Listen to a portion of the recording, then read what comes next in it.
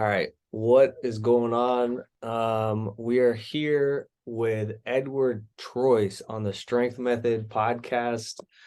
And I'm gonna let Edward kind of give a little intro and bio and autobiography of himself because I'm also interested. We started talking a little bit already, and I'm like, all right, we should just start recording because we're gonna have to go over this again. So, but for a little bit of context, again, like we're always talking about social media is this, social media is that. I always want to share the perspective. Like, man, I run into so many wonderful people sharing wonderful information on the internet.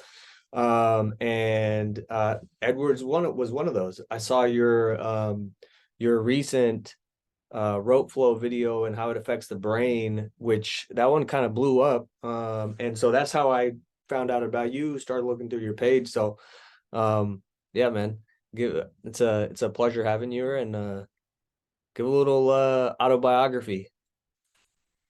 Yeah, well, thank you, Ranbir. I appreciate you offering the opportunity for me to come onto your podcast. It's a weird thing, the internet, but it's a great thing. That's for sure. And having situations like this pop up are always fun and a good time. So I'm really happy to be here. So the short kind of synopsis of how I got to where I'm at now, as long of a story as it is, I'll make it short and concise. But I grew up on Long Island and I grew up overweight and essentially pre-diabetic. I had no idea at the time that I was actually pre-diabetic, but after I got a little bit more educated into my later teen years and early 20s, having been able to look back at what I was experiencing, I realized I was actually very unhealthy.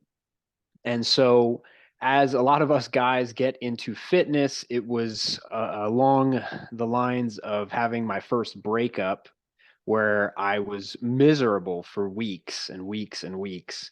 And my mom just looked at me and she's like, go for a run. Just like, enough of this, go for a run.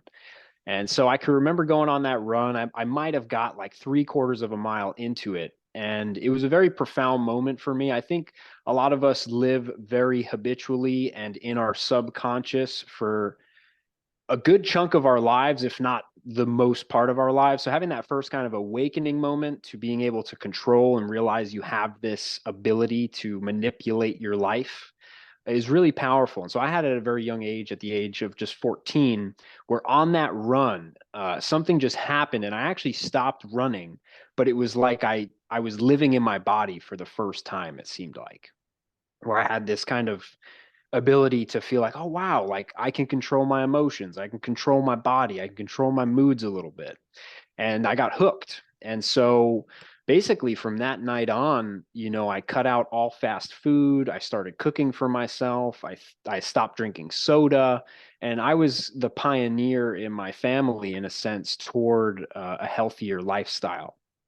And I was cooking for myself, I was eating more protein and just had available to me very rudimentary sources of information. So I started doing something like an intermittent fasting type idea where like I would stop eating at a certain point, but I was really starving myself because I was running so much and I was so young and still growing. So Yeah. I dropped all that weight and then realized, okay, I'm like starving myself and now I'm a twig. I'm like 115 or 125 pounds or whatever. And then I saw some bodybuilders online. I think it might have been on YouTube or something. I started looking up fitness stuff and it was like Greg Plitt and all those other guys that were kind of in like the Early early days. 2000s. Yeah, the early 2000s where YouTube was really starting to kind of catch its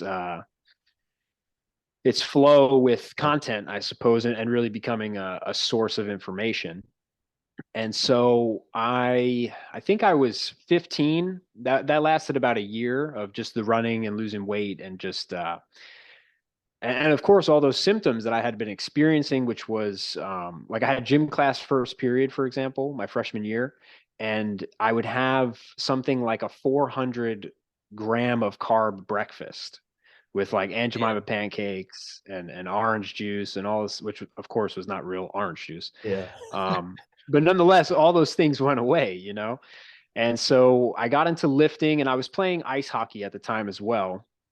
So I always kind of had like an athletic background, but I wasn't necessarily the best ice hockey player. And so I knew that wasn't going to be my future. And because bodybuilding is such an individual thing where you tangibly can really see what you get out of what you put into it, Yeah. I became obsessed. Like I was the school bodybuilder basically. There were guys bigger than me, but there was no one training like me. Yeah. That's for sure.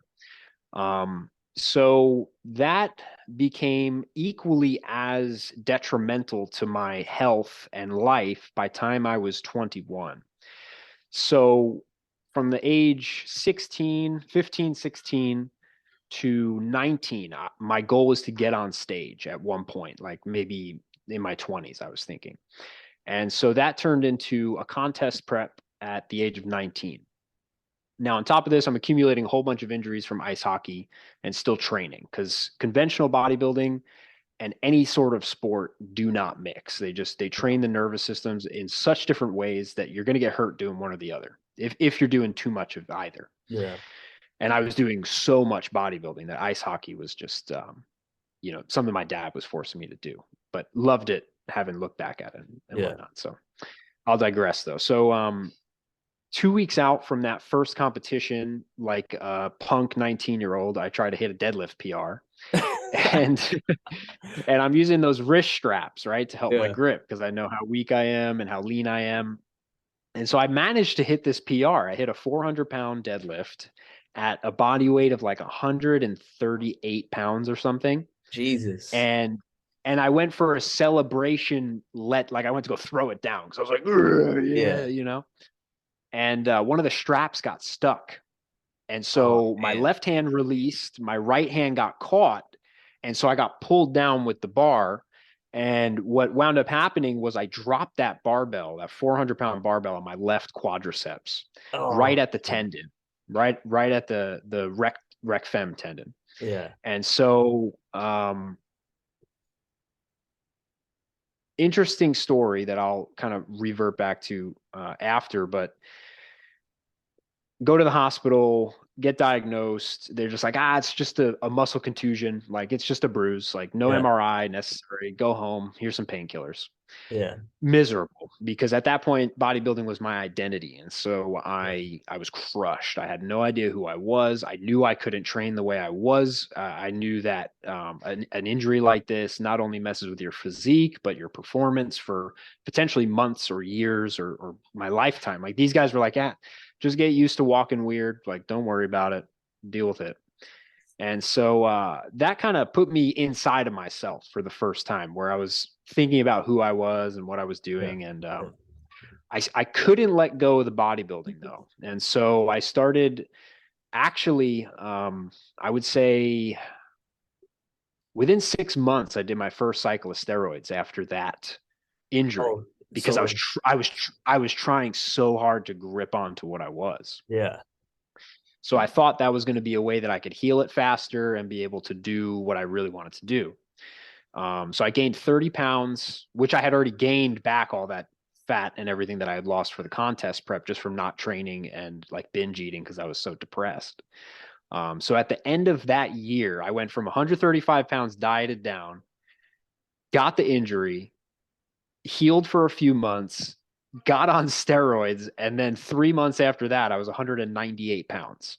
Jesus Christ. So in 1 year, I cumulatively lost and gained like about 100 pounds between losing to contest prep and then gaining after that cycle. Small side note. That's insane.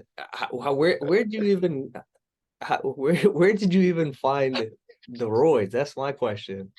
Oh, dude, I lived on Long Island. I lived No, on Long everybody Island. has. Bro, all you got to do is find the homie in the gym that looks like he's on gear, and he is. And he is. And he's either got the stuff or he knows where to get the stuff.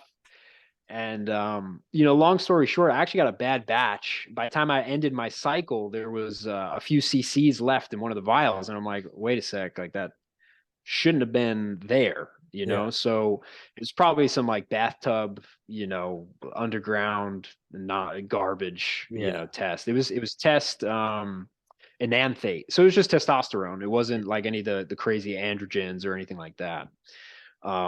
but it worked. But I just blew up, like Yeah. bloated, water weight, gained some fat. But obviously, I think I was like incline pressing 140-pound dumbbells for like 8 reps. It was just ridiculous what that stuff does. And I mean, out of all the drugs I've done, which God willingly I'm sober now, testosterone is hands down the most psychologically active substance you could take. Yeah. Um, as Did a side you note. did you experience like the, all the personality things that they always talk about? I was suited for that. I was an angry, angry, angry kid. Yeah. And a lot of that was taken out on myself in the gym Yeah. as a bodybuilder. Like bodybuilding for me was certainly more of a hole in my life that I was trying to fill, Yep. a sense of a lack, a sense of lack of myself that I put that Yeah. body armor on. And Yeah. I think a lot of bodybuilders can relate to that. And I think as we all mature, either injury stops us, or some people wind up having organ failure or other things that kind of God takes us and Yeah. wrings us out and says, hey, Yeah. hey, like, look what you're doing here, guy. And so to get back to the arc of my journey, the next part will go much faster. I left the gym at the end of that cycle, and I didn't post cycle properly. And so I had about a year and a half of just an emotional and physiological wreck inside of me because my body was trying to kind of get back to producing Yeah. testosterone naturally, which thank God I only did one cycle. It was 3 months. So at 19, like my body was still really vigorous. So I Yeah. feel that I didn't mess myself up permanently, but still definitely, stunted where I could potentially be now had I not done it. So I never suggest anyone to do those Yeah. substances unless you are literally trying to be an IFBB pro. There's Yeah. no other reason to take steroids. But I left the gym in so much pain. I'm like, what am I doing to myself? And I just reached out to God. I prayed to God, and I was like, I need help. Something's got to change. And I wound up getting into a lot of partying and drugs, and I went on a couple-year journey of trying to be a techno DJ and a music producer, because that was kind of the party scene that I fell into, was the New York City underground nightclub scene, which is huge and has been a big part of my life, my journey. And I can't say I regret anything, but had I had hindsight, obviously I'd do things different, but Yeah. can't. That's That's how it not the way goes. Yeah. time works. Yeah. So a few years of not really training consistently, I wound up, maybe dropping down to like 150 pounds, but so jaded about bodybuilding, like so anti-training, anti-conventional lifting. That eventually led me to yoga, which I did a teacher training, like a 30-day ashram style immersion, shut my phone off, really just dove deep into that. At that time, I was also vegan, which was complete brainwash, indoctrination nonsense. So between not training, doing just yoga, and being vegan, and also like smoking a ton of marijuana, I became like the complete polar opposite of that insane, aggressive, Yeah. hyper masculine bodybuilder. Yeah. I was this like weak, effeminate, emotional mess. Yeah. And so that led me to going into Hawaii for a little bit less than a year. I lived on Hawaii and came back to Long Island shell shocked from the culture. And then, long story short, I met my fiance. We fell in love. We got pregnant on Long Island. Well, she got pregnant. I got her pregnant. And then we road tripped out to Arizona, lived there for a few years, and that was really where I started rebuilding my foundation. I think having my son was hands down the biggest life changer for me, of being able to look at myself a little bit more clearer and see what I've done in the past, where I want to see myself as he develops and gets older to be the man Yeah. that I want to be for my child. And that's slowly brought me back to training because I realized, okay, I'm like this effeminate mess, and that's not going to raise a strong boy. And No. so I needed to clean my act up. So, over the past few years, I eventually got sober. I ditched all the psychedelics. Marijuana has been a few years now, and that allowed me to clear my head enough to then realize, like, wow, I need to get strong. Like, I Yeah. want to be strong, but I don't want to do what I did in the past, which felt so restrictive and tight and um, rigid, like the Yep. bodybuilding stuff. And so I eventually stumbled upon things like functional patterns and a lot of other quote unquote functional methodologies, which got my body moving in a more biomechanically sound way, which started helping with some of the old injuries, and I was feeling better. But I realized none of these guys are really strong. Yeah. I'm like, okay, I could do really cool stuff with a kettlebell, but it's a 9 kilogram kettlebell. Like, Yeah. what's You're the not point here? strong. Yeah. So that brought me to eventually find the rope. And the rope is truly what rebuilt my foundation physically, mentally, and really brought me to a place where I could then add muscle and strength back onto my body in a way that's not restrictive.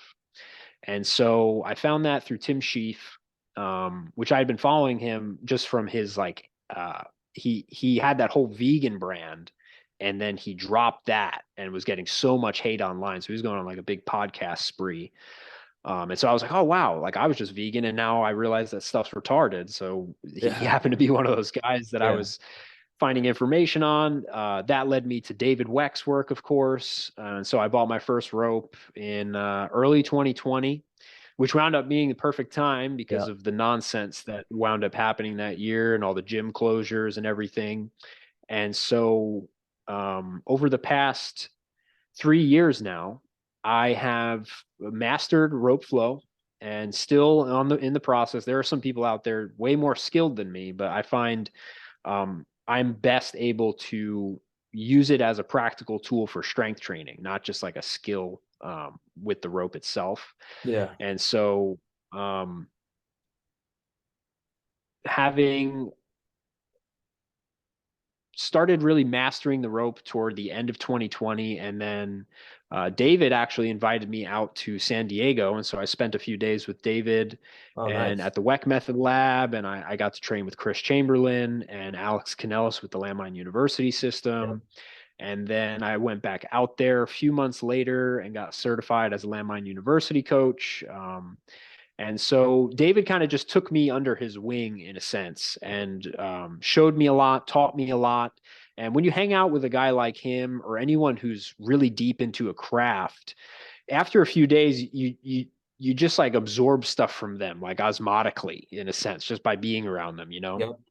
And so I'm fortunate to call him a mentor and a friend. And I really have taken his principles of WEC method and applied them in my own way for my own goals, which is still very conventionally oriented. Like Yeah. for me, there's nothing like a pump.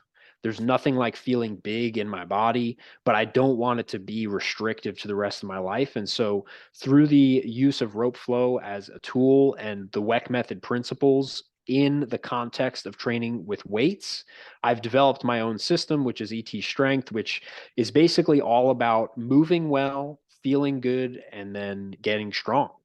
So those are kind of the three principles. And then, along the way, tons of nutrition, deep dives, and research that I've done. And yeah, I guess that's about as in depth as I can get to the short Dude, that story.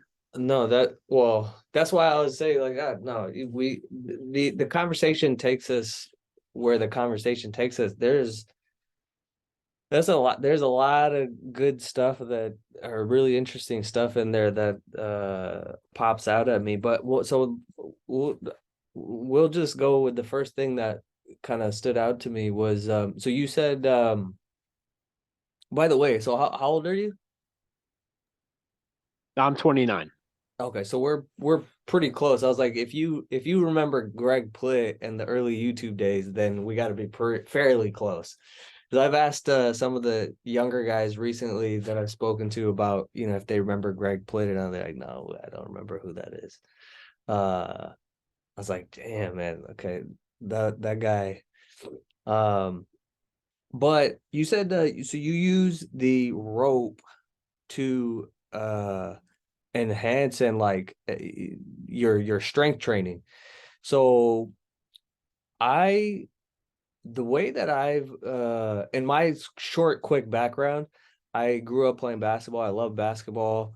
Forced myself to be able to dunk at the expense of my uh health. Basically I was too weak and I did not have the frame that could absorb all the force that I was generating. And so, yeah, I got myself to dunk, but then I had back pain where I couldn't even walk sometimes. And no one knew what to do, why I was there. Long story short, it's because I was too weak. And as soon as I started lifting, I never lifted in my life. Um, as soon as I started lifting, which was ironically after my last year of basketball in college, back pain went away within like 30 days, back pain gone. And so over the years, and that was like back in 2008, it was just a steady uh, I I'm very much of the type of thinking of like I don't care about teams or camps or methodologies. I take what is useful and leave what's not.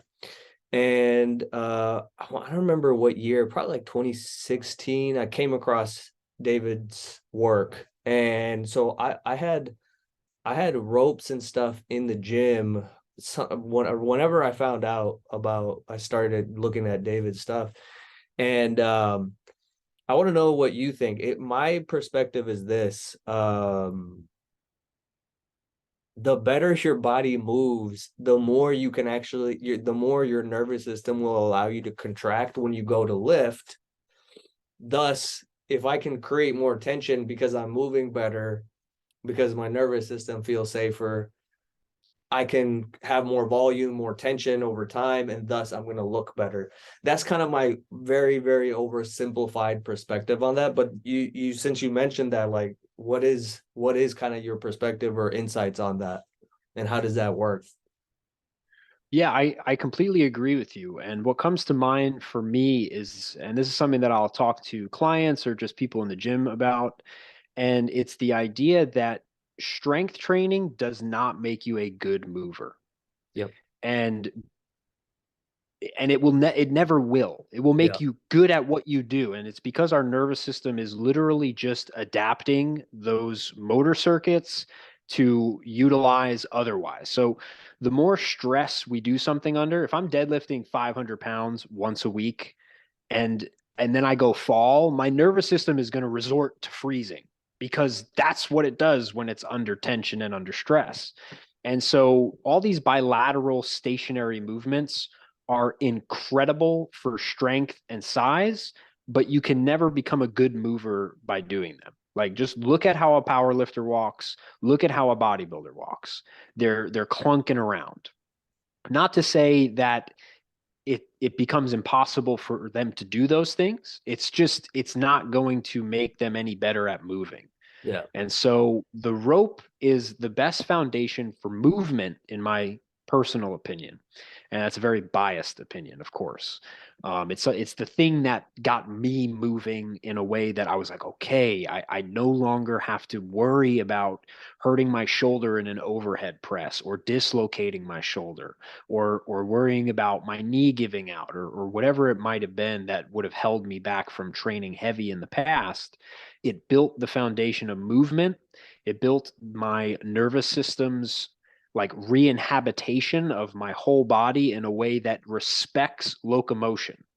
And then from there, if your body can locomote well, which is our fundamental purpose, right? Like Yep. we don't have to teach a kid how to walk. Their body physiologically, step by step, gets them to walk. And if we could master that and be good at that, and all of the aspects of that. So running, throwing, all the basic human movements, of course, but locomotion being the base principle, which requires rotation to do it functionally. Then whatever strength we add on top of that is only going to be more functional. And so, personally for me over the past 3 years, I've been doing so much conventional training and so much rope, and I've noticed zero things that would typically come from 3 years of conventional training.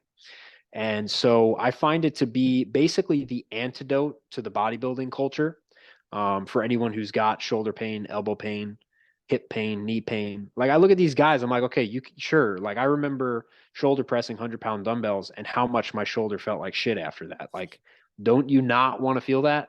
Yeah. Oh, dude, And that, it's sorry, go ahead. no. You go. I was just gonna say, one of my early influences was reading, the books by Dan, John, and Pavel, and it's like you should feel better and more capable at the end of your training session, not worse. And that was one of the big light bulb moments for me because I came like when I got into lifting and all this, it was the early CrossFit days, and we were just hammering the shit out of ourselves, like insane. And I was just like, by the end of the week, I'd be like falling apart. And I'm like, there's got to be a better way, you know? Like that's not the outcome we're looking for, but that's kind of just what we not necessarily brainwashed, but we just accept it as that's how it is, you know? Yeah, I think there's a lot of allure to the idea of training yourself as hard as possible to achieve a particular result, even if it's at the expense of a lot of things. Yeah. I think it's very short-sighted and it's very pride driven and it's useful. I think it's something we all go through. I don't think it's something we shouldn't do at all. Because in reality, if you want to be great at anything, there is going to be a cost. And Yeah. that's where I'm not black and white with anything. If someone's goal is to be a power lifter and have a 1,500 pound like walk away competition weight where you're benching five or you're benching four, squatting six, and deadlifting five or whatever, if whatever you want that to be, then functional to you is powerlifting training. Yeah. Like, don't do functional patterns. Yeah. And so I think fitness is very nuanced and goal driven, but we're talking about a fraction of the population there. A fraction And, of a and fraction. so, like, yeah, like minuscule amounts of people actually have that desire. And yet, the person that looks into our industry sees that and assumes that's what box they have to fit into.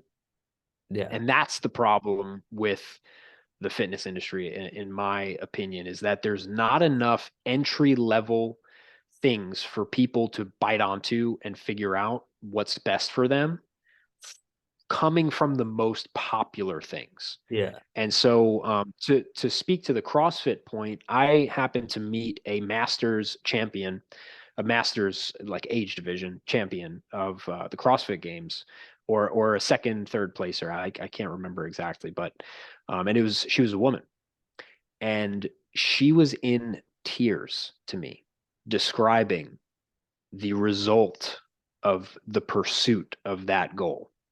I mean, I'm getting chills right now. I remember the conversation, just the the amount of pain and inflammation and autoimmune issues Yeah. and just like the reality of leaving that now, not being able to do it physically and having been at that high stat, but realizing like for what, Yeah. like for what was all that for? Well, And you talk why did about I drive myself to do that? you talk about that identity thing several times, and that's such a huge thing, dude. For me, it was identity of, being a basketball player, of being able to dunk, like to then being ripped all year round. Then it was, being able to deadlift, 500 pound, like all these things that I attached my identity to along the way, which is what causes all the problems. Like, and it takes you, I mean, these are conversations that are, because I think you make a really good point about something easy to bite onto and start with. Um, and kind of take all the pressure off. Because these are probably not the conversations that someone who's kind of struggling at the moment, whatever their struggle is, they're probably not going to have this conversation. They're just going to look for, I need to fix this. and there are not a lot of solutions that are just like take the pressure off and let yourself start moving, whatever that is. Everything seems so complicated, which is why, despite, I mean, you know all this, like, despite the amount of money being spent on health and fitness and medicine, you walk outside and it's like, none of this is working clearly. Like, 7 to 8 people out of 10 are overweight, uh, or obese, and the other, 1 or 2 are not much better. Like, just because you're skinny doesn't mean you feel good, you know? So, I think that's a great point. And I just the way that you're breaking down, and I knew this is why I was like, I want to really have this conversation because how you're describing, you know, a very logical and rational approach to this thing. Because this is my I don't you probably haven't seen this, but my definition of health is your ability to engage with life on your terms. And so, which is why I changed my business name from the San Jose Barbell to the Strength Method, because strength is to me the most important quality. Um, but you got to be able to move well. And to me, that's strength too. Like if you can deadlift 500 pounds, but then you can't break into a sprint, or you can't pick something up or pick your kid up over your head, or you get tired playing, you get winded because you can't play with your kid, you can't get on your, all fours and crawl around with. I'm like, you're not really strong. You need to be able to have endurance. You need to be able to move. You need to be able to get on the ground, off the ground, uh, carry things, like all of these things. That's why I changed it to the strength method, because I'm like, health is built on strength. And then my definition for that is like even beyond just physical. It's like emotional strength, spiritual strength, financial strength. That's what, to me, that's like the most important quality that allows you to engage with life on your terms. So, that's beautiful. The when you're talking about transforming your body and stuff, I used to have this, I have this idea of like, if you look at animals, which is one of the things that drew me to the rope as well. I'm like, animals far stronger, far more flexible, mobile, whatever, across the board, right? Like, they have all the qualities. They're not sitting there training. They're not sitting there warming up, doing mobility. They're not doing any of that. So why is a snow leopard? Snow leopard was always in my mind as like the epitome of power, athleticism, strength, mobility, all this stuff. And I'm like, how can this animal be like that? And I'm like, what does it do? It just moves the way the animal is supposed to move. So, and I think about humans, what, how are we missing that point? Because if we do that, and that's what, like, the ropes, I'm like, that seems more in line with, oh, this is how you're supposed to move. And you talk about locomotion, we used to do tons of crawl work and all kinds of stuff like that, but for that reason. So, um you know share a little bit more about, like, that idea of, like, what is that the ropes actually do, because people don't actually, we've been talking for a while, but most people still don't know what the ropes are, and like, what is it doing, why is that working. Yeah, well, I think to your point about right, like the big cats not having to stretch, or your dog could be lounging on the couch and then you throw a ball and boom, he's It's off. gone. No, doesn't need to activate his glutes with some soft tissue work or anything beforehand. And I think what that boils down to is, as humans, we have the unique capability to think about thought, right? Like that's what separates us from the animal kingdom. And in that process, we in our culture have lost almost all of regular human movement in our lives. Like if we were to take our base requirements for a moving body of a human, we walk outside to our car, we drive to our job. For the most part, a lot of people sit at a desk or do a lot of sitting for their work. They come home in that same car. They go sit on their couch. They sit for dinner. So, not to say that sitting is the evil, but the idea is that an animal moves like an animal, and humans don't move like humans anymore. We No. we move like a 20th of what we're supposed to do a day on average or less, and it's also being propagated by our culture to do that, to be sit in front of your couch, to consume information and garbage food and all that. And so I think, I used to have this definition of the fitness industry as a necessary invention to a shit culture. Yeah. That's you know I mean, like, sure, you had some army guys, you had military throughout all human history, but that was a select group. But the rest of the people were still out in the fields. They're still walking to the stores. They're still doing all the things that are required for human movement to then meet just a base level of health, right? Like, so many people are not even at the starting line of no. health. They're in such a deep pit because of the culture and because of the way we've been born into it, and also just the severe lack of information, or lack of good information, and blatant and purposeful and pernicious malinformation about nutrition and lifestyle and health and all these things, right? Like, my dad just got back to me, and I'm telling him to get some TRT. And he's like, "Oh yeah, doctor said my testosterone's normal."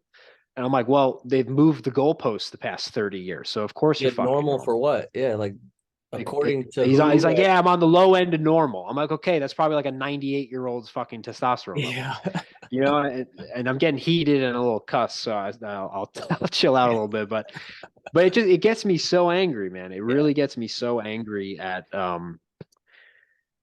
how much physical suffering people go through simply because they just don't have the information, or the culture doesn't support it, or that they're maybe their family. Like I was born into an unhealthy family, and I was the kid that like pioneered the way toward health. Like, Yeah. like a lot of people, and I'm planning to do this as well, right? Where it's like you have the millionaire kid, like, right, you break the kind of poverty mindset.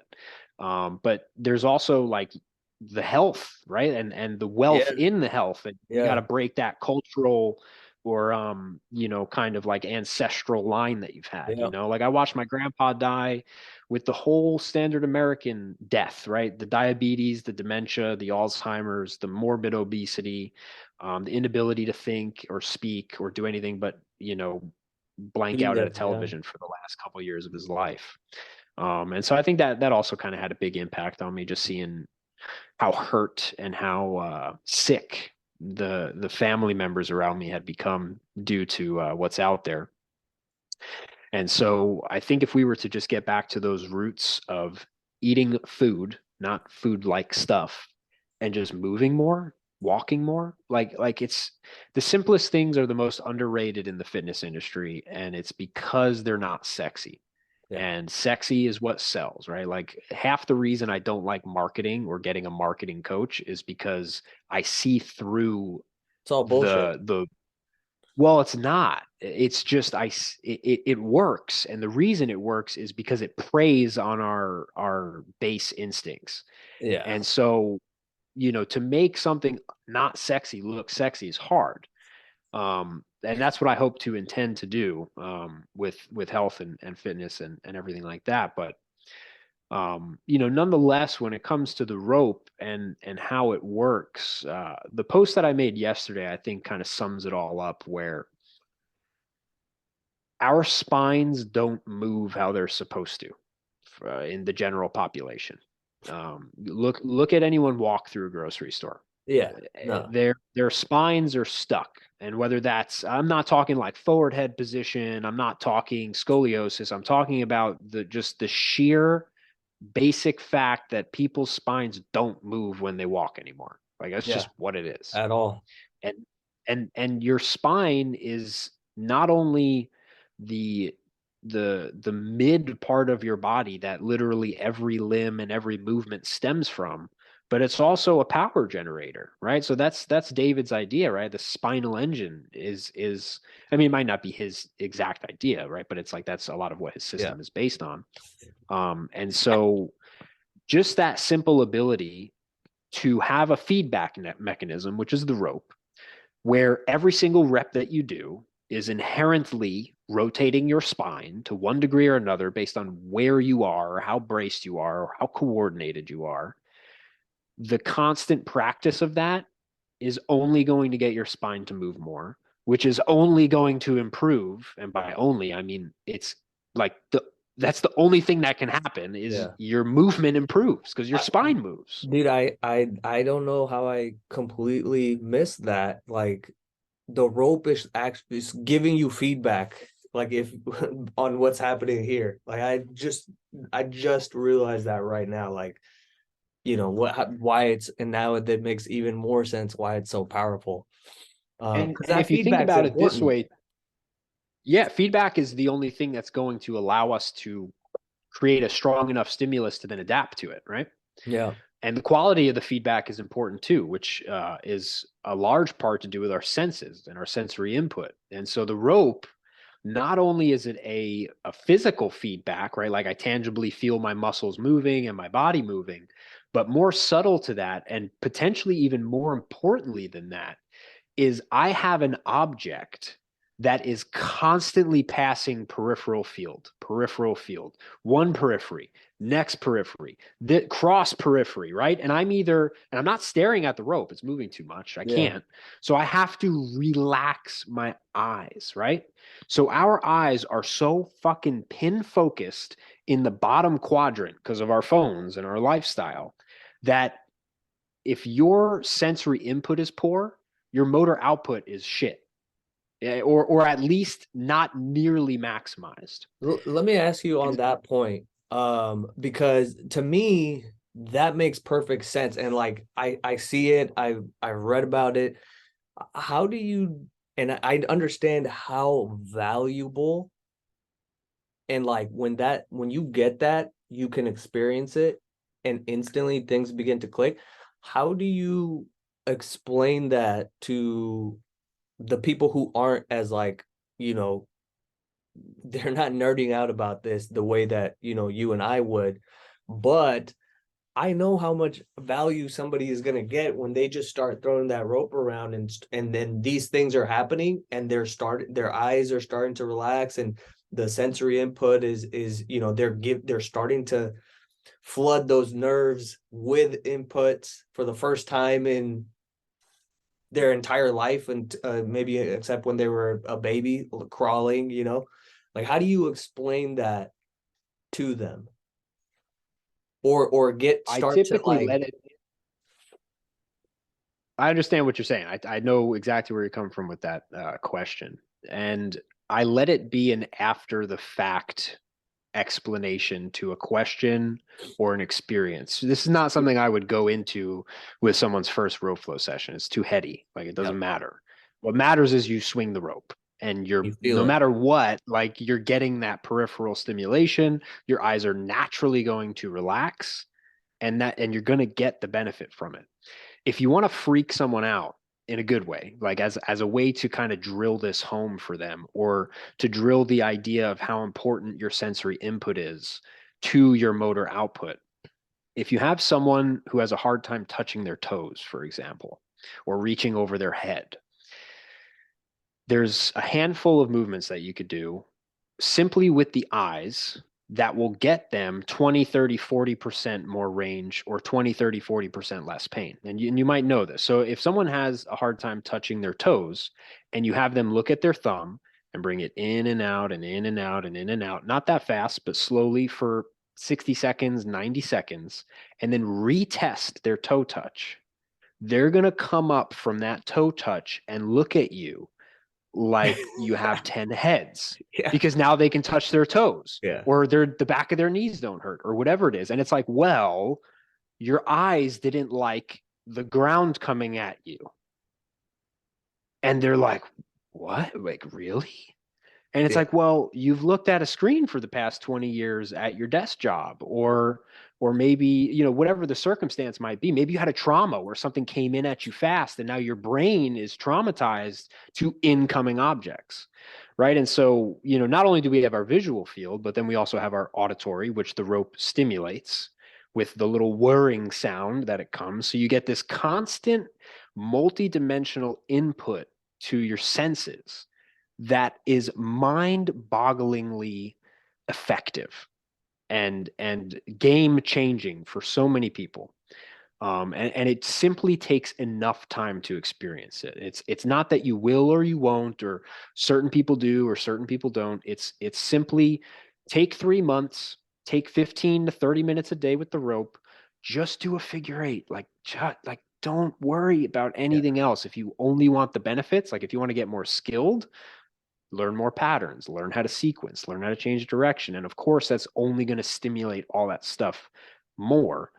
But if you're talking to like a general population type person, just wants to move better, wants to get out of pain, wants to be able to sit off the couch a little bit more effectively, like whatever it is, just you need a rope. Yeah. And you don't even have to jump through it. And you don't even have Yeah. to jump through it. People are always like, wait, so I'm not gonna jump over it? I'm like, no, no, no, we're not gonna jump over it. But I was smiling because and I don't know if you and I will come back to this question because now that you mentioned that the toe touch test, but anytime I've, implemented something like that and people are like, holy shit, like they just added a foot to their range of motion, it's always hilarious. But so you mentioned that, and one of the things that helped me, so I had the back pain, and then I, from doing too much and not having, an understanding of, you know, when to push, when to back. Like when you're immature, you're just trying. It's like that PR thing, like always just trying to do more. Um, I had this abdominal strain, and then I couldn't even like cough or laugh without like pain, and I couldn't lift for like 9 months. But I was introduced to David Delanave, who I then invited to come do a workshop at my gym, and he introduced me to this thing called, he calls it biofeedback, but the program was gym movement. I don't know if you heard of those guys, Frankie Fairs, uh, David Delanave, there's somebody else too. But long story short, so I started biofeedback testing, toe touch, using the toe touch, testing everything. And I would use that to guide my training. Like, okay, what should I do today? I would do a few reps, test it. If it tests well, cool, do it. If not, then don't do it. That really helped me become more in tune with listening to my body. Everyone talks about listening to their body, but they don't understand the language, and so have you used that, are you familiar with that stuff as well? I'm personally not familiar with that, no. But I do think, to your point of a miscommunication of the language that one experiences in their body, I think for a lot of people, simply the language of interoception, right? Being able to feel inside your body where the tension's coming from.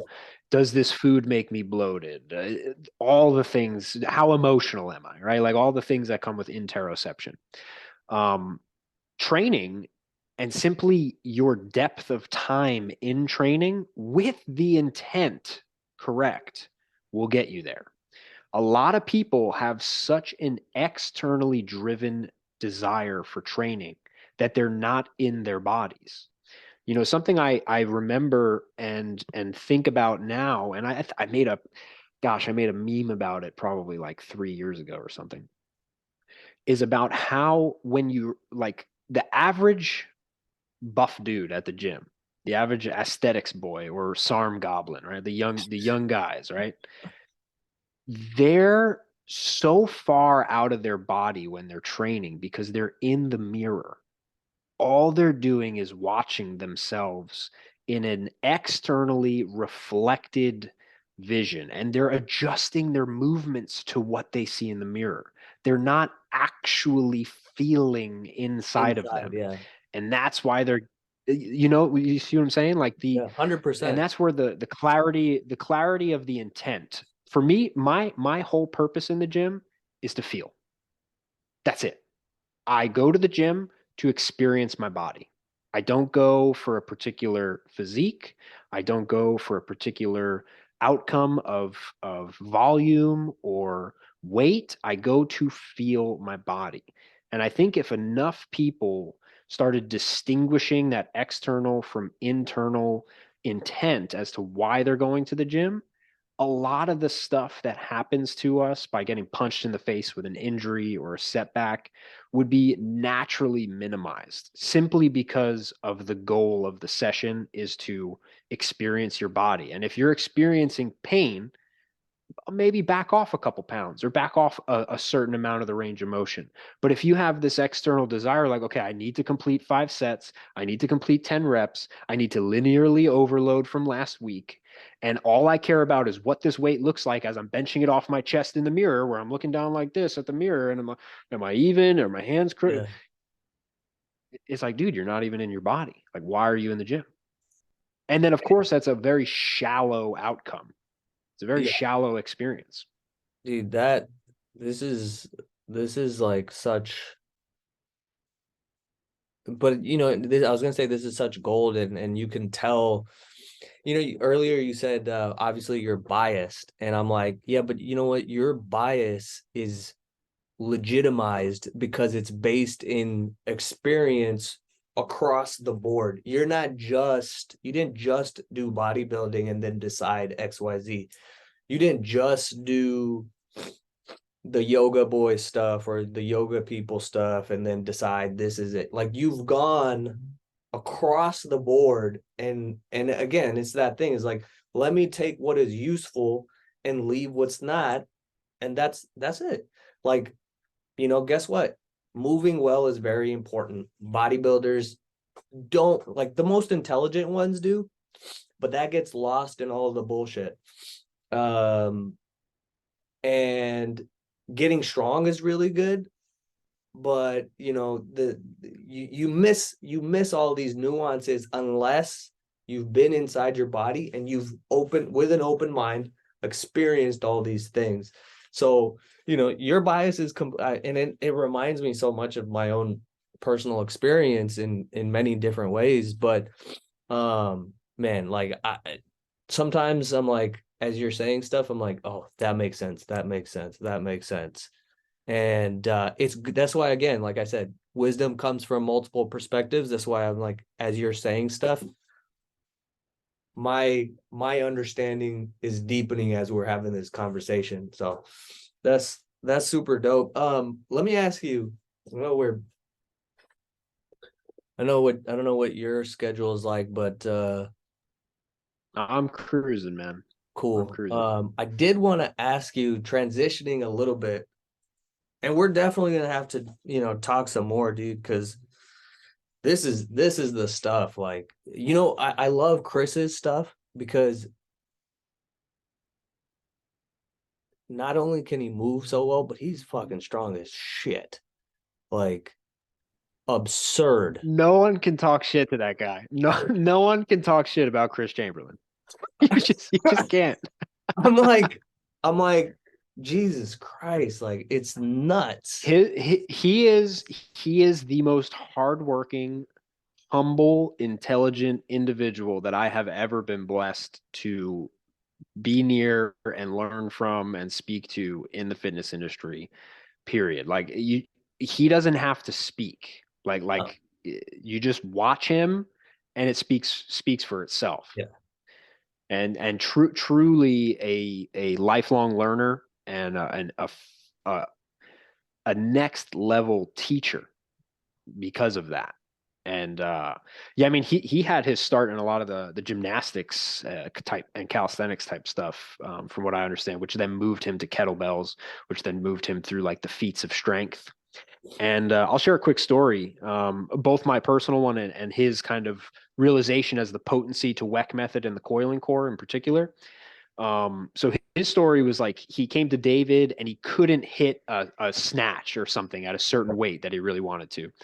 And David's like, try this. And I think he primed his coiling core and he used a coiling action as he did the snatch. And he hit the weight like clean, Yeah. effortlessly. And he's like, okay, bit down on it. For me, my first session ever with the rope, first session ever. This is why I'm so dang nerded out on it. I did a cold set of pull-ups, 8, 10 reps, whatever it was. To preface that, the left side of my body is where every single one of my injuries has been. I've never had an injury to the right side of my body in terms of soft tissue, always left side. So I always had a hard time really feeling connected bilaterally, which of course, bodybuilding was a shit show for me. Yeah. Did my set of pull-ups, rolled the rope, first time ever, because when I go into something brand new, I go in as unbiased as possible and as objective as possible. So I said, okay, I'm going to slowly integrate this. I'm going to use it in between my sets. That's how I'm going to get my reps in with the rope. I watched a overhand race and chase video on YouTube on my way to the gym. I'm like, okay, figure 8, thumb leads, got it. Good. Pick up the rope for the first time after that cold set of pull-ups, 90 seconds. Roll the rope, 90 seconds. Sloppy, clunky, robotic, whatever.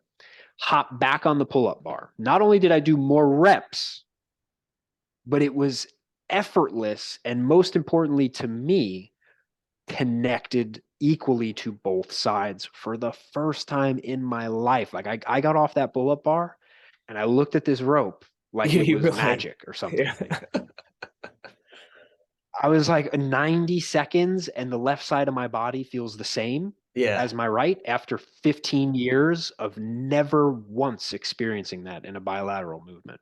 Yeah. And so that, again, it's like between the brain, the core, the coiling, the rotation, the input sensories, or I'm sorry, the sensory input benefits you get from it, all that kind of accumulates. But so that was it for me with the rope, where I was like, wow, more reps, less effort, more integrated, more connected, 90 seconds of work.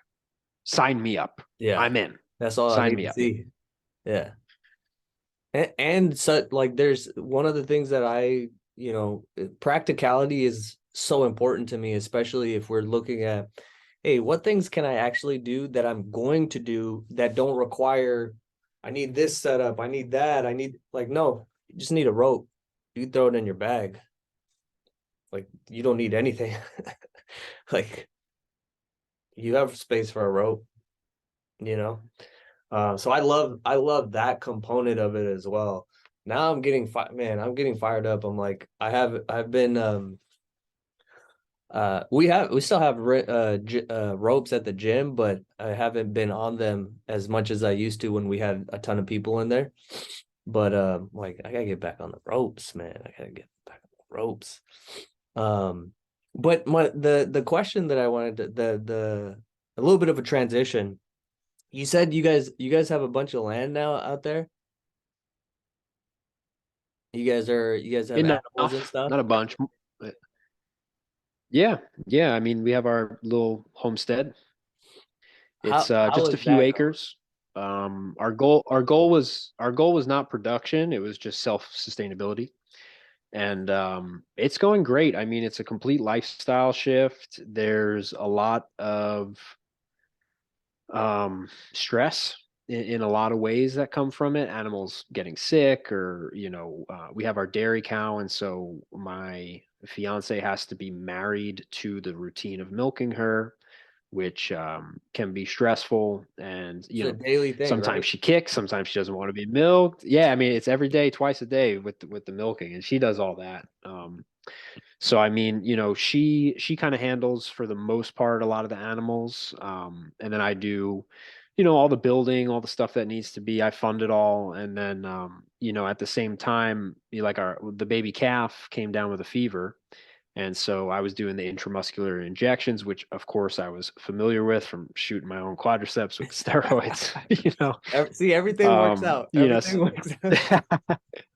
Exactly, exactly. So yeah, there's for us, all you need to do is look around and realize that city living is frightening Yeah, in a multitude of ways, yeah, particularly the past few years, particularly the past few years. And so, we were living pretty rurally in Arizona before we got this house, but it's hard to do things in Arizona.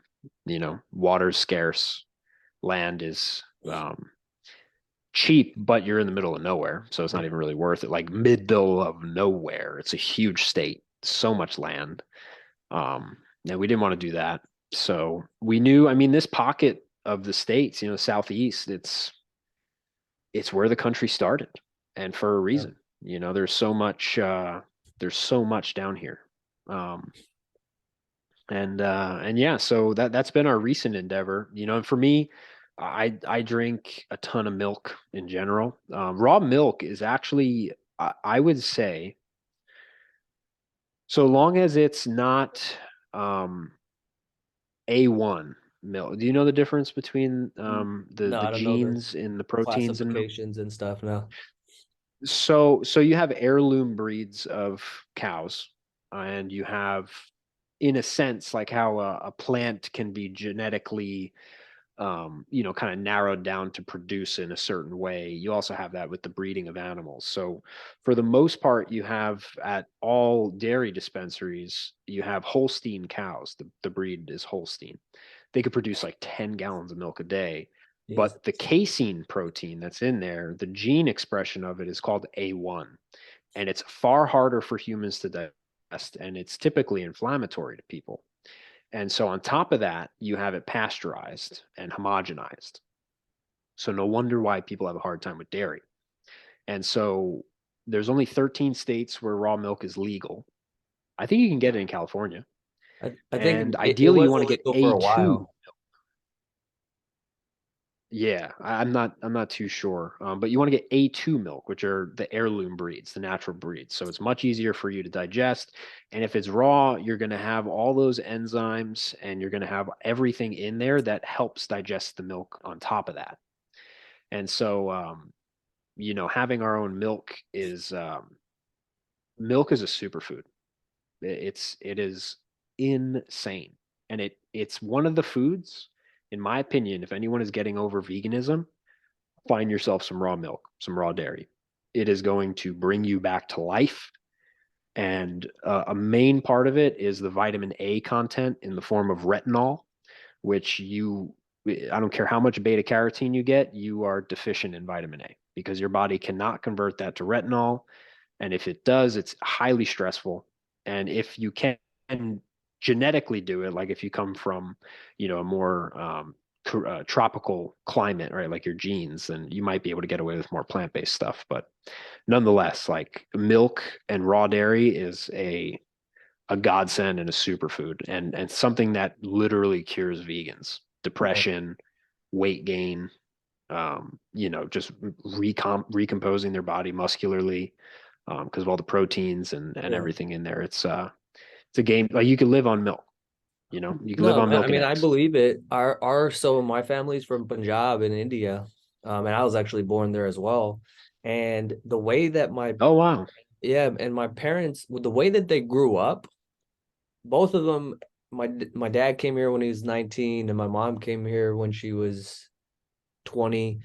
So they grew up on the tail end of this type of living. And for sure, my grandparents, they drank milk every day, butter made with, real milk, all these things. It's so crazy to see within literally a generation or two, the cycle going full circle because from, the last 50 years or so, the culture has completely changed to it's totally no one even bats an eye. Everyone complains about it, but the diabetes, the blood pressure, the cholesterol, all of these like problems, they're just normal. We just take the drugs and then blah blah blah, and everyone complains about it, but they forget that they already Are had you that. talking? Are you talking like in your culture back in India, or are you talking like the westernized experience of your Well, culture? both, because now even there, it's the same as here. It's people are eating just crap, they're overweight, they don't move. So it's not much different than here. Because the people here, you can't even say we have more access to information now because the internet, you know. But it's just so interesting because they grew up with the answers, and now we're shifting back to that, but it's just like not, it doesn't compute. Like everyone is still just, I need to go to the doctor, this and that, and like I'm like you also in the regard of like I was the first person who, you know, was got healthy or got strong or, you know, got lean or anything like that. No, that wasn't a conversation in our families. It just wasn't. Um, but that's super interesting. I'm gonna have to look into that as well because we have some land out here as well. We're fortunate to have a good little piece of land in San Jose. And we're in the middle of remodeling, but we got a bunch, I have a whole area that, you know, we have neighbors with cows and things, so like that's our plan as well to start having some animals and, you know, take I'm all about observation. I'm like, if you without bias observe, you're gonna come across the right answers or answers that are more useful. Um and that's all you got to, you just observe and keep an open mind and they present themselves to you. Um Yeah, and how you observe something often is more important than what you're actually observing, because that gives us the ability to get that insight and actually think about things. That, you know, you're not just consuming something at face value; you're actually able to process it. that's a very important point. Can you mind expanding on that? Yeah, I mean, self-awareness is it's of course a popular thing. You know, it's in the pop culture. It's out there, but a lot of people still like go to Barnes and Nobles to get a self-awareness book, right? You see what I'm saying? It's like you're still reaching outside there, guy. And so I think we've as a culture, you know, through school indoctrination, through media, through movies, through music, we've been so dumbed down for how we are able to comprehend what's in front of us, right? Like so much of it is just toxic that most people think in a way that allows them to consume the world and not see the reality of the toxicity. And it's a natural mechanism for us of self-preservation, right? Like you get used to these things and you no longer think so clearly about it because it's become normalized. Yep. And you know, self-awareness is only as useful as the clarity that you have about your ideals, I think, where being in observation, you can so easily slip into pride. You can so easily slip into lust. You can so easily slip into all the things that our flesh loves and loves to gloat to, right? Looking at someone and immediately going into some form of comparative judgment or a way to look down on someone, right? Because maybe they're fat or obese or they don't move well, right? It's like you have people in the fitness community in general where it's like I'll use. Are you familiar with Gota? Yeah. You know, it's like they'll look at your ankle and they'll dismiss you as a human being. You know, like the extremes that people go to with their ideologies. Will taint their observations so Yeah. much. And so having a clear slate is hard, you know, because we're all opinionated. We're all biased to one degree or another, and to say we're not is a lie. And so anyone who does is a liar, um, in any regard. But that's the challenge, is because that's our natural fleshly thing, is hierarchical. It's outside of us, and so that's where our spirit and our soul really come into to play the conscience, and a lot of our conscience is tainted as well. So it's like, listening to your body, right? It's like if your mind is off, the signals you get from your body and that translation to it is not going to be correct, right? So you can't always rely on yourself either. And it's challenging, man. It's really hard, but I think anyone with honest intent is going to find things. 100%. Well, and maybe we'll wrap up on this. But this is one of the reasons, and I I got the sense of it from looking at your page and kind of listening to you, but you're a pretty you're a spiritual person. Um, am Yeah, I? I've had a really interesting arc. I'm an Orthodox Christian now, and I've been all sorts of things in the past, that's for sure.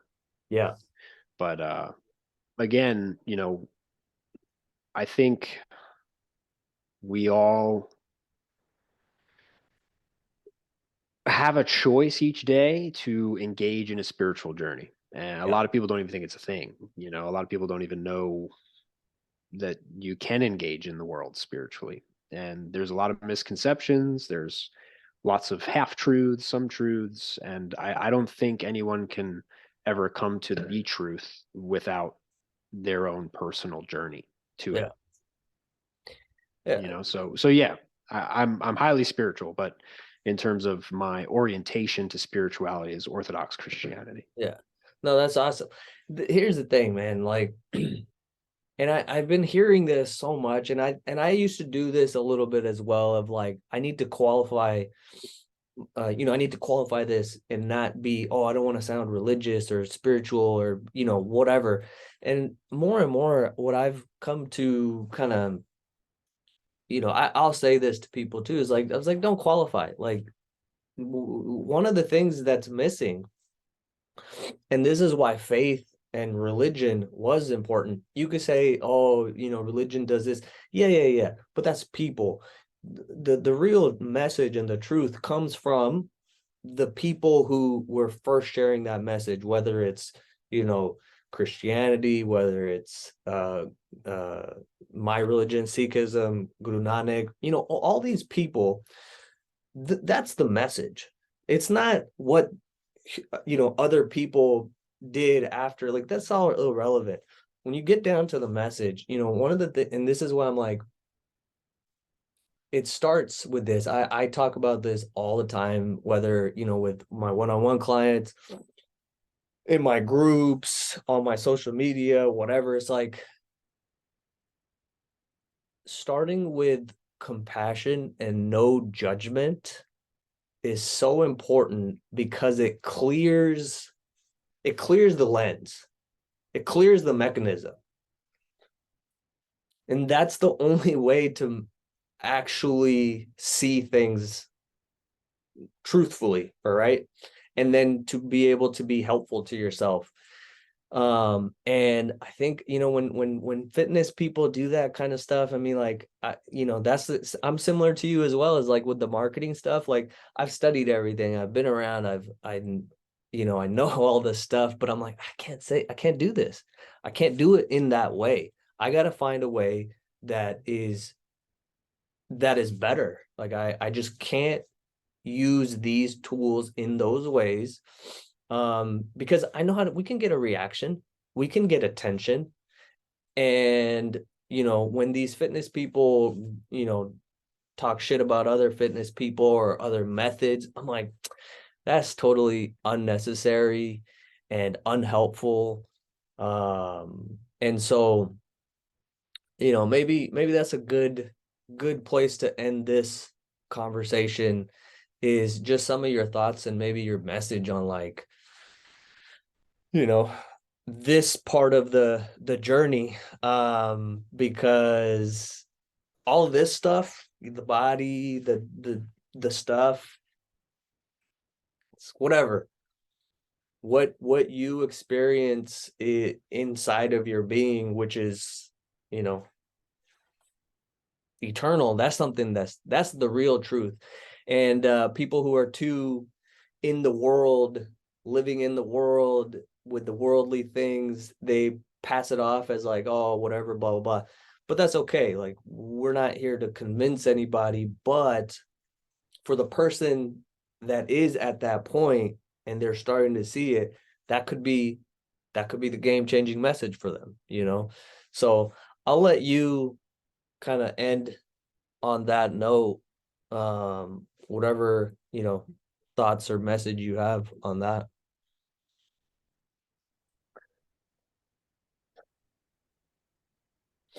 I think it's important for us to remember it's a two-way street in so many ways, in terms of the body and the soul. And so, regardless of where you're at, for example, if someone is hyper spiritual and they are literally not in their body, you know, I've met lots of mystics, right, in that kind of context, or someone who's very fleshly and stuck in their desires and worldly and maybe doesn't believe in God or doesn't have faith, those being like the two ends of the extreme, of course, is the desire to get out of what's comfortable. And so, for example, you know, let's say someone is stuck in the world, as you mentioned, right, very materialistic, and whatnot. The the goal would be to move toward the other polarity, you know. And I think so much of us, regardless of where we are, like, I mean, at one point in my journey, right, I would have laughed at myself for considering Christianity, or I would have made fun of me, you know. And so, we're all on such subjective paths toward our impending death that we will not escape physically, that those lofty, more spiritual essences, right, or energies, right, things like compassion, things like love, things like wisdom, things like um, respect, right, these things, dignity, right, things that we all deserve and are inherent to our existence. Those are the things to chase, you know. And wherever you land is where you were. I mean, we could get into a very heady conversation of like Yeah. predestination versus free will versus, you know, all the other things, and get very theological and philosophical. But I think, regardless, you know, in a sense, and very loosely saying this, like, we all get where we're supposed to go because we have made everything up until that point. And wherever you're at is the accumulation of where you've been, and you fortunately always have the capability to choose something different, you know, no matter where, no matter what, no matter who, how, why, what you affiliate with spiritually or physically or whatever. It's like, you know, you have free will, and it's your choice, and that creates individual responsibility, which then creates a more healthy society in reality, and just a healthier family unit, or like friends, like wherever it is, wherever you are, you got kids, you don't, single, whatever, like, self responsibility is just, it's essential. And uh and I think fitness is the most rudimentary tool that one can utilize to start that journey. And I think that's kind of where it all ties in, I would suppose, is it's so simple, and it's so physical, and it's so mundane, it's so worldly, yet has profound effects Yeah. mentally, emotionally, spiritually. And, you know, not to compare where anyone else has been, or your day 100 to my day 10,000, or vice versa, of whatever we're talking about, but like, just, I mean, I have a hard time accepting that anyone truly does not want to be healthy or fit. I have a really hard time I would believing that. agree. You know, like, at the root like where who you are, and then wherever that starting point is, that journey, no matter where it takes you, injuries, steroids for me, drug use for me, like it beautiful, necessary, essential to my life. And it wouldn't have happened had I not done all the dumb shit. Yeah. And it's so subjective, man. So Yeah. so much of life is truly subjective. And Yeah. it's but yeah, get fit. Pick up a rope, roll it around, feel your body.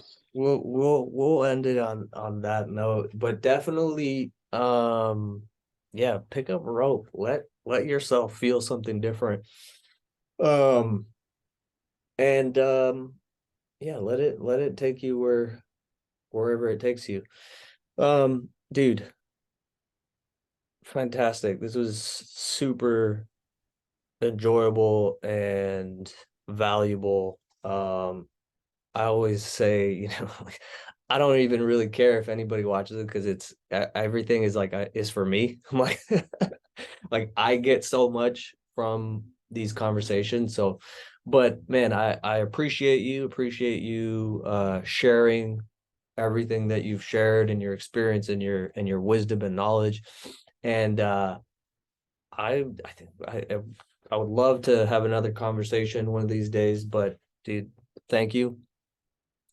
Um, any any other like I'll put your Instagram and stuff, but like any other place that you would want to share with people? Yeah, yeah. Again, likewise, brother. It was a great time talking with you and expanding on these topics and just speaking our feelings and perspectives. And I think it's hilarious how fun it is to just like I never met you, never spoke to you before, and it's like deeper topics, better conversation than 98% of the people I physically run into. So I'm always happy to do this, get together with like-minded people and chat it out and hash out some important ideas that, hopefully will help anyone, if not just us Yeah, gleaming our own thoughts yeah. and processing each other's perspective. But yeah, I mean, my website, etstrength.com, I have my rope flow foundations course, which is a step-by-step guide to get anyone from complete beginner to absolute mastery, no matter where they are in between. So many people who have already started their rope flow journey grab the course and boom, catalyzes it. Some people start brand new, get the rope included with it, and start. But yeah, that's my main body of work. I do have some other ideas that I'll be getting into in the next couple months, but I will withhold those and Awesome. share them when the time comes. But Dope. yeah, other than that, thank you, brother. I appreciate it. It was a great time. Thank you.